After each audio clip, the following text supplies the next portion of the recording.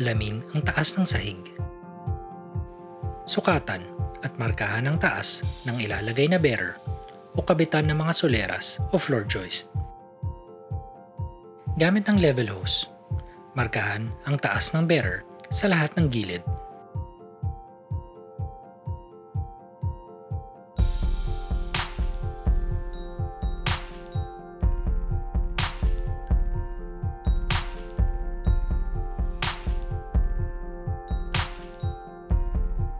Maglagay ng bearer sa isang pader upang maging basehan ng mga nalalabi pang dapat lagyan ng bearer.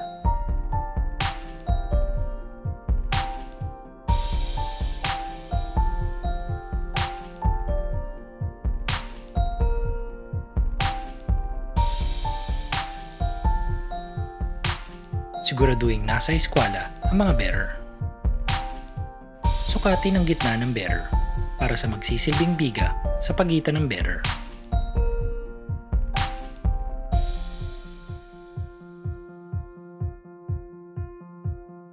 Ikabit ang biga.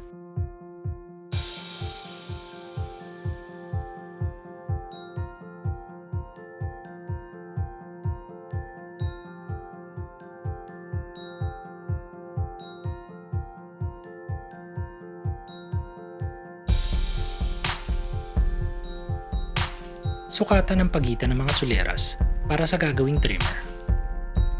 Lagyan ng trimmer ang pagitan ng mga soleras. Handa na ito upang lagyan ng sahig.